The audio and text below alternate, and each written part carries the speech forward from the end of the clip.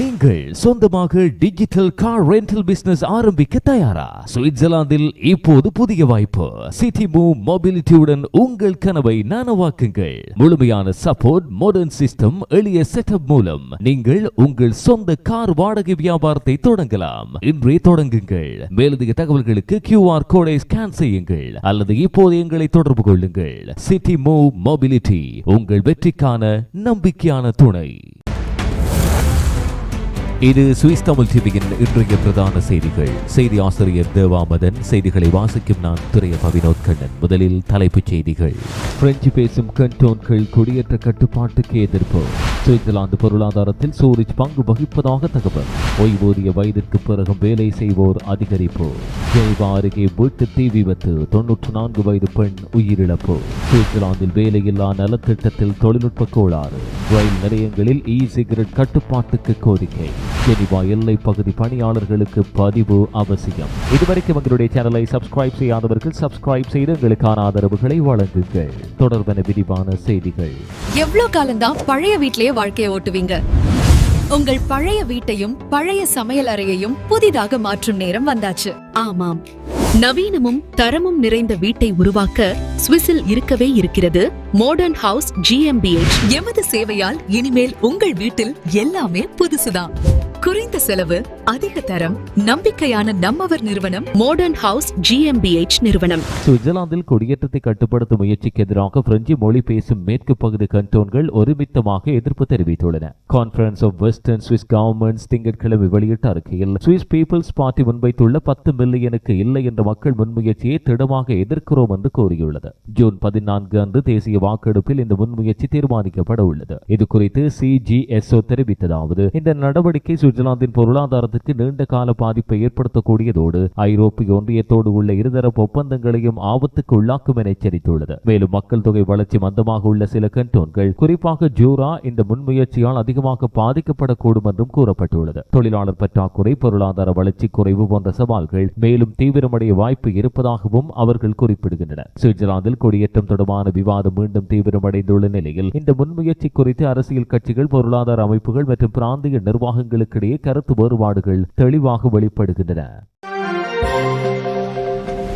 சுவிட்சர்லாந்தில் ரயில் நிலைய தளங்களில் சிகரெட் பயன்பாட்டை கட்டுப்படுத்த வேண்டும் என புகையிலை தடுப்பு அமைப்புகள் வலியுறுத்துகின்றன. தற்போது SBB நிர்வகிக்கும் ரயில் நிலையங்களில் புகைப்பிடித்தல் குறிப்பிட்ட இடங்களில் மாத்திரமே அனுமதிக்கப்பட்டது. குறிப்பாக சாம்பல் தொட்டிகளை சுற்றியுள்ள 2 மீட்டர் பரப்பளவில் மாத்திரமே புகைப்பிடிக்க அனுமதி உள்ளது. இதே விதிமுறைகள் மின் சிகரெட் பயன்படுத்துபவர்களுக்கும் பொருந்துகிறது. இருப்பினும் Swiss association for tobacco prevention தெரிவிக்கையில் பயணிகளிடமிருந்து தொடர்ந்து புகார்கள் கிடைத்து வருகின்றன. குறிப்பாக நியமிக்கப்பட்ட பகுதிகளை மீறி ரயில் தளங்களின் பல இடங்களிலும் சில நேரங்களில் ரயில்களின் உள்ளேயும் சிகரெட் பயன்படுத்தப்படுவதாக தெரிவிக்கப்பட்டுள்ளது. இதனால் இந்த விதிமுறைகளை கடுமையாக அமல்படுத்த வேண்டும் என அந்த அமைப்பு SBB-யிடம் கோரிக்கை வைத்தது. விதிகளை மீறுபவர்களுக்கு 500 சுவிஸ் பிராங்க் அபராதம் விதிப்பது பொருத்தமானது என அமைப்பின் இயக்குனர் லூசியானோ ருஜியா தெரிவித்துள்ளார். மேலும் புகைப்பிடித்தலை தடை செய்யும் அடையாளங்கள் தெளிவாக இருக்க வேண்டும் என்றும், பாரம்பரிய சிகரெட் மாத்திரமன்றி மின் சிகரெட் குறியீடுகளும் அதில் இடம்பெற வேண்டும் என்றும் கூறினார். புகைப்பிடிக்க அனுமதிக்கப்பட்ட பகுதிகளில் தரையில் அடையாளங்கள் அமைப்பதும் அவசியமாகும் என்றார். இத்தகைய நடவடிக்கைகள் எடுக்கப்படாவிடின் பலர் விதிகளை மதிக்காமல் தொடர்ந்தும் புகைப்பிடிப்பார்கள் என்ற கவலையும் வெளியிடப்பட்டுள்ளது. பயணிகளின் நலன் மற்றும் பொது பாதுகாப்பை கருத்தில் எடுத்து இந்த விவகாரம் குறித்து விரைவில் தீர்மானம் எடுக்கப்படலாம் என எதிர்பார்க்கப்படுகிறது. சுவிட்சர்லாந்தின் வேலையில்லா நலத்திட்டம் தற்போது எதிர்பாராத அழுத்தத்தை சந்திக்கிறது. இது விண்ணப்பங்கள் அதிகரித்ததால் அன்றி புதிய தகவல் தொழில்நுட்ப அமைப்பில் ஏற்பட்ட கோளாறுகளாலும் ஏற்பட்டு இருப்பதாக தகவல்கள் வெளியாகின. State secretariat for economic affairs அறிமுகப்படுத்திய புதிய IT தளம் இந்த ஆண்டின் தொடக்கத்தில் செயல்பாட்டுக்கு வந்தது. ஆனால் ஆரம்பத்திலிருந்தே தொழில்நுட்ப கோளாறுகள், அடிக்கடி சேவை தடைபாடுகள் போன்ற பிரச்சனைகள் தொடர்ந்து ஏற்பட்டதால் வேலையில்லா நல உதவித்தொகைகள் வழங்குவதில் தாமதம் ஏற்பட்டுள்ளது. பல அலுவலகங்களில் பணியாற்றும் ஊழியர்கள் இந்த புதிய அமைப்பு சரியாக செயற்படாததால் கடிதங்களை கைப்பதிவாக எழுத வேண்டிய நிலை ஏற்பட்டுள்ளதாக தெரிவிக்கின்றனர். இந்த தளம் மிகவும் சிக்கலானதும் அதிக நேரம் பிடிக்கும் தன்மை உடையதுமாக இருப்பதாகவும் அவர்கள் குற்றம் சாட்டுகின்றனர். இதன் விளைவாக சில அலுவலகங்களில் பணியாளர்களின் உடல்நல குறைவு காரணமாக விடுப்புகள் அதிகரித்ததோடு சிலர் பணியை விட்டு விலகும் நிலையும் ஏற்பட்டுள்ளதாக கூறப்படுகிறது. இது நிர்வாக செயல்திறனை மேலும் பாதிக்கலாம் என்ற அபாயம் உள்ளது. அதிகாரிகள் தெரிவிக்கையில் இந்த பிரச்சனைகளின் மிக மோசமான நிலை கடந்துவிட்டது. இருப்பினும் அமைப்பை முழுமையாக சீர் செய்ய இன்னும் பணிகள் தேவைப்படுகின்றன. சுவிட்சர்லாந்தின் சமூக பாதுகாப்பு அமைப்பில் முக்கியமான பகுதியாக உள்ள இந்த சேவை தொழில்நுட்ப மேம்பாடுகளோடு விரைவில் சீராகும் என்ற எதிர்பார்ப்பு நிலவுகிறது. சுவிட்சர்லாந்தின் பொருளாதாரத்தில் சூரிச் கண்டோன் முக்கிய சக்தியாக தொடர்ந்து விளங்கி வருகிறது. சூரிச் கண்டோனல் பேங்க் வெளியிட்டுள்ள சமீபத்திய ஆய்வின்படி சூரிச் மாத்திரம் நாட்டின் மொத்த உள்நாட்டு உற்பத்தியில் சுமார் 21% பங்களிப்பை வழங்குகிறது. சேவைத்துறை இங்கு முக்கியமான ஆதாரமாக உள்ளது. சுவிட்சர்லாந்தின் மொத்த சேவைத்துறையின் கிட்டத்தட்ட 4/1 சூரிச்சில் இருந்து உருவாகிறது. வங்கி, காப்பீடு, தகவல் தொழில்நுட்பம் மற்றும் நிதி சேவைகள் போன்ற துறைகள் இந்த வளர்ச்சிக்கு முக்கிய காரணங்கள். மேலும் சூரிச் கண்டோனின் பொருளாதார உற்பத்தியின் சுமார் 70% சேவைத்துறையிலிருந்து கிடைக்கிறது. இது அந்த பகுதி உயர்ந்த சேவை சார்ந்த பொருளாதார மையமாக உருவெடுத்துள்ளதை எடுத்து காட்டுகிறது. சுவிட்சர்லாந்தின் நிதி மற்றும் வணிக மையமாக கருதப்படும் சூரிச் வேலைவாய்ப்பு உருவாக்கம் மற்றும் புதுமை வளர்ச்சியிலும் முக்கிய பங்கு வகிக்கிறது. இந்த நிலை தொடர்ந்தும் நாட்டின் பொருளாதார வளர்ச்சியை முன்னெடுக்க முக்கிய தூணாக இருக்கும் என பொருளாதார நிபுணர்கள் மதிப்பிடுகின்றனர். சுவிட்சர்லாந்தில் ஓய்வூதிய வயதை கடந்த பின்னரும் வேலை செய்து வரும் மக்களின் எண்ணிக்கை கடந்த 20 ஆண்டுகளில் கணிசமாக உயர்ந்துள்ளது. சுவிஸ் தொழிலாளர் கணக்கெடுப்பு தரவுகளின்படி இது வேலைவாய்ப்பு சந்தையில் உருவாகும் புதிய மாற்றத்தை தெளிவாக காட்டுகிறது. 20 ஆண்டுகளுக்கு முன்பு சுமார் 87,000 பேர் மாத்திரமே ஓய்வூதிய வயதுக்கு பிறகு வேலை செய்து வந்தனர். ஆனால் 2025 ஆண்டிற்குள் இந்த எண்ணிக்கை 2,20,000 உயர்ந்தது. இது முதியவர்களின் வேலை பங்கேற்பு தொடர்ந்து அதிகரித்து வருவதை உணர்த்துகிறது. இந்த வளர்ச்சிக்கு பின்னால் முக்கிய காரணமாக திறமையான பணியாளர்கள் பற்றாக்குறை மற்றும் ஓய்வூதிய நிதி அமைப்பின் மீது அதிகரிக்கும் அழுத்தம் குறிப்பிடப்படுகிறது. இதனால் ஓய்வூதிய வயதுக்கு பிறகும் வேலை செய்வதை சுவிட்சர்லாந்து அரசு ஊக்குவிக்கிறது. நிபுணர்கள் கருத்தின்படி இந்த நிலை ஒருபுறம் வேலைவாய்ப்பு சந்தையில் ஏற்பட்டுள்ள பற்றாக்குறையை சமாளிக்க உதவுவதோடு மறுபுறம் ஓய்வூதிய அமைப்பின் நிலைத்தன்மையையும் உறுதிப்படுத்துகிறது. மேலும் அனுபவமிக்க பணியாளர்களின் பங்களிப்பு பொருளாதார வளர்ச்சிக்கு ஆதாரமாக உள்ளது. மொத்தத்தில் ஓய்வூதியத்துக்கு பிறகும் வேலை செய்வது சுவிட்சர்லாந்தில் ஒரு வலுவான சமூக மற்றும் பொருளாதார போக்காக உருவெடுத்து வருவதோடு எதிர்கால கொள்கைகளிலும் முக்கிய தாக்கத்தை ஏற்படுத்தக்கூடியதாக பார்க்கப்படுகிறது. சிறிய விளம்பர இடைவெளியின் பின் செய்திகள் தொடரும். சுவிட்சர்லாந்தின் சூரிச் நகரில் புத்தம் புதிய டிசைன்களுடன் கண்கவர் தங்க நகைகளுக்கு நாட வேண்டிய ஒரே இடம் AK Gold Jewelry. உங்கள் அழகை மேலும் மெருகூட்ட மெய்சில் இருக்கும் விலை கழிவுகளோடு நகைகளை பெற்றுக் கொள்ளவும் பழைய நகைகளை திருத்திக் கொள்ளவும் நாடுங்கள் AK Gold Jewelry. இப்போதைய அழையுங்கள் 07831310081. சுவிட்சர்லாந்து தமிழர்களே, உங்க வீட்டு திருமண மற்றும் இதர வைபவங்களுக்கு நவீன முறையில் அழைப்பிதழ் முதற்கொண்டு பரிசு பொருட்களை பெற்றுக்கொள்ள ஆசைப்படுகிறீர்களா? இது மட்டுமா? உங்கள் கடை மற்றும் நிறுவனங்களுக்கு தேவையான டிஜிட்டல் பிரிண்டிங் ஸ்டிக்கர்களையும் ரோல் அப்ஸ், விசிட்டிங் கார்ட்ஸ் என்பவற்றையும் தரமான முறையில் அச்சிடுகிறோம். அச்சுத்துறையின் முன்னோடிகளாக 30 ஆண்டு காலம் சுவிஸ் தமிழர்களின் அசைக்க முடியாத நம்பிக்கை சுவிஸ் சேகர் பதிப்பகம் மட்டுமே.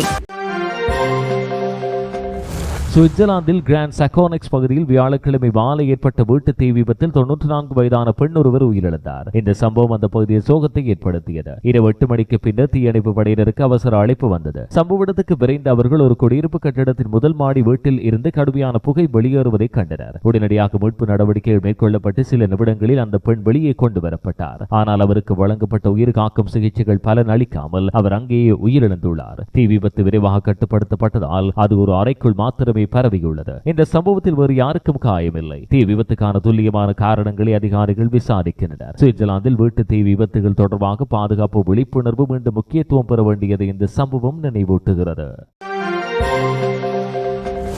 சுவிட்சர்லாந்தில் பள்ளிகளில் மத சின்னங்களை அணிவது தொடர்பான விவாதம் மீண்டும் கவனத்தை ஈர்த்துள்ளது. நாட்டின் முக்கிய ஆசிரியர் அமைப்பான சுவிஸ் டீச்சர்ஸ் அசோசியேஷன் ஆசிரியர்கள் வகுப்பறைகளில் வெளிப்படையான மத சின்னங்களை, குறிப்பாக தலைக்கவசம் போன்றவற்றை தவிர்க்க வேண்டும் என்று பரிந்துரைக்கிறது. இந்த பரிந்துரை குறித்து அமைப்பின் தலைவர் டாக்மார் ரோஸ்லர் தெரிவிக்கையில், இது அரசியல் மற்றும் மத சார்பற்ற தன்மையை அரசு பள்ளிகளில் பாதுகாக்கும் நோக்கத்தோடு முன்வைக்கப்பட்டுள்ளது. மாணவர்களுக்கு சமநிலையான மற்றும் எந்த மதத்திற்கும் சார்பில்லாத கல்வி சூழலை உருவாக்குவது முக்கியம் என்றார். இருப்பினும் இந்த வழிகாட்டுதல் கட்டாயமான விதியாக அல்ல. கல்வி தொடர்பான இறுதி தீர்மானங்கள் ஒவ்வொரு கண்டோனின் பொறுப்பில் உள்ளது என்பதும் குறிப்பிடத்தக்கது. அதேபோல மாணவர்கள் தங்கள் மத நம்பிக்கைகளை வெளிப்படுத்தும் உரிமை கொண்டவர்களாக இருப்பதால் அவர்கள் மத சின்னங்களை அணிவதில் எந்த தடையும் இருக்கக்கூடாது என்று அமைப்பு தெளிவுபடுத்தியது. இது சுவிட்சர்லாந்து அரசியல் அமைப்பில் உறுதிப்படுத்தப்பட்டுள்ள மத சுதந்திர உரிமையின் ஒரு பகுதி. இந்த பரிந்துரையானது சுவிட்சர்லாந்தில் கல்வி அமைப்பில் மத சார்பற்ற தன்மை மற்றும் தனிநபர் சுதந்திரம் ஆகியவற்றுக்கு இடையிலான சமநிலையை பற்றி புதிய விவாதத்தை தூண்டும் என எதிர்பார்க்கப்படுகிறது.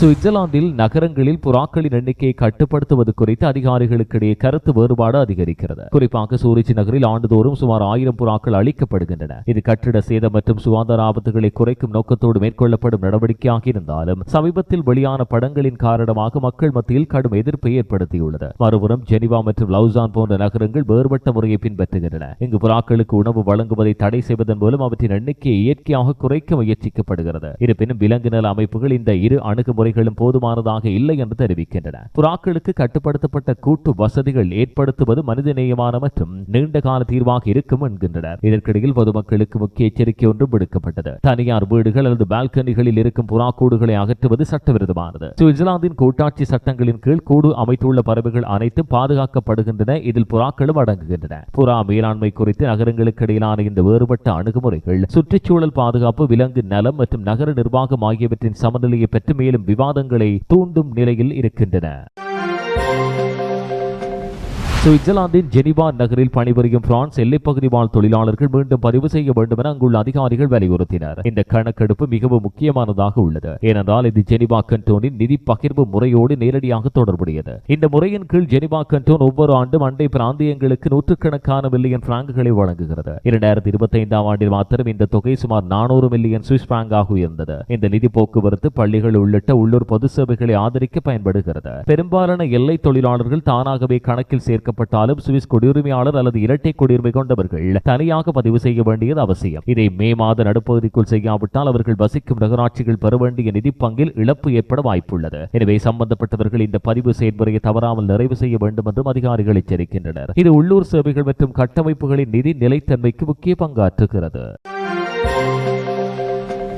சுவிட்சர்லாந்தின் சூரிச் விமான நிலையத்தில் வெள்ளிக்கிழமை மாலை ஏற்பட்ட தொழில்நுட்ப கோளாறு காரணமாக பயணிகள் நீண்ட நேரம் காத்திருக்க வேண்டிய நிலை உருவானது. குறிப்பாக கடவுச்சீட்டு பரிசோதனை அமைப்பு செயலிழந்ததால் தானியங்கி நுழைவு வாயில்கள் அனைத்தும் தற்காலிகமாக நிறுத்தப்பட்டன. பொதுவாக சூரிச் விமான நிலையத்தில் பெரும்பாலான பயணிகள் தானியங்கி கதவுகள் மூலம் விரைவாக கடவுச்சீட்டு சோதனையை முடித்து செல்கின்றனர். ஆனால் இந்த அமைப்பு செயலிழந்ததால் பயணிகள் அனைவரும் கைமுறை சோதனை கவுண்டர்களுக்கு திருப்பிவிடப்பட்டனர். அங்கிருந்த பணியாளர்கள் குறைவாக இருந்ததால் வரிசைகள் வேகமாக அதிகரித்து பல மணி நேரம் நீண்டன. சில பயணிகள் 2.5 மணி நேரம் வரை காத்திருந்ததாகவும் விமானங்களை தவற விட்டோமா என்ற அச்சமும் ஏற்பட்டதாகவும் தெரிவிக்கின்றனர். குறிப்பாக வார இறுதி முன்பாக இருக்கும் வெள்ளிக்கிழமை மாலை நேரம் அதிக பயணிகள் இருக்கும் காலமாக இருப்பதால் இந்த கோளாறு பெரும் தாக்கத்தை ஏற்படுத்தியது. அதிகாரிகள் தெரிவிக்கையில் இந்த பிரச்சனை சுமார் 2 மணி நேரத்துக்குள் சரி செய்யப்பட்டது. இருந்தாலும் அந்த நேரத்தில் ஏற்பட்ட நெரிசல் முழுமையாக சீராக சில நேரம் எடுத்துக்கொண்டது. இதுபோன்ற தொழில்நுட்ப சிக்கல்கள் அரிதாகவே நிகழும் என்றாலும் பயணிகள் அனுபவித்த சிரமம் விமான நிலைய சேவைகள் மீது கேள்விகளை எழுப்பியுள்ளது. விமான நிலைய நிர்வாகம் எதிர்காலத்தில் இதுபோன்ற கோளாறுகளை தவிர்க்க மாற்று ஏற்பாடுகள் மற்றும்